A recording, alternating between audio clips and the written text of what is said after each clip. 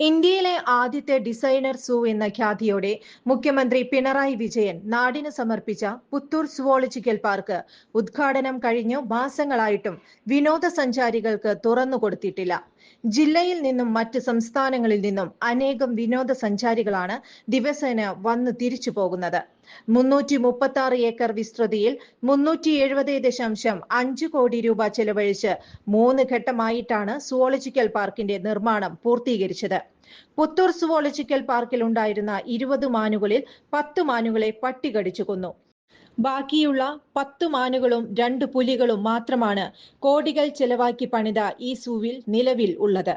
അതേസമയം Thrissur zoological park വന്നതിനെ തുടർന്ന് നല്ല രീതിയിൽ പ്രവർത്തിച്ചു കൊണ്ടിരുന്ന തൃശൂർ ചെമ്പൂക്കാവിലെ മൃഗശാല ഇതിന്റെ ഉദ്ഘാടനത്തിന്റെ ഭാഗമായി അടച്ചുപൂട്ടുകയും തൃശൂരിൽ വരുന്ന വിനോദസഞ്ചാരികൾക്ക് ഇപ്പോൾ കാണുവാൻ പേരിനു മാത്രം കുറച്ചു മൃഗങ്ങളാണ് ഉള്ളത്.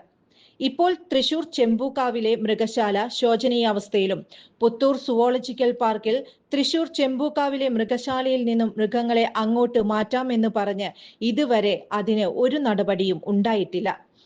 ആകെയുള്ള നേട്ടം എന്ന് പറയുന്നത് ഭരണപക്ഷത്തെ കുറച്ച് ആളുകൾക്ക് സുവോളജിക്കൽ പാർക്കിന്റെ പേരിൽ ജോലി ലഭിക്കുകയുണ്ടായി. ചെമ്പൂക്കാവിലെ മൃഗശാലയിലെ മൃഗങ്ങളെ പുത്തൂർ സുവോളജിക്കൽ പാർക്കിലേക്ക് മാറ്റി ഉടൻ തന്നെ പുത്തൂർ സുവോളജിക്കൽ പാർക്ക് വിനോദസഞ്ചാരികൾക്ക് തുറന്നു കൊടുക്കണം. നിലവിൽ 2026 ജനുവരി 1 വാക്കു പറഞ്ഞാലും മൃഗങ്ങൾ ഒന്നും തന്നെ ഇല്ലാത്തതിനാൽ എന്താണ് വിനോദസഞ്ചാരികൾക്ക് തുറന്ന് കാണിക്കാൻ പോകുന്നത്?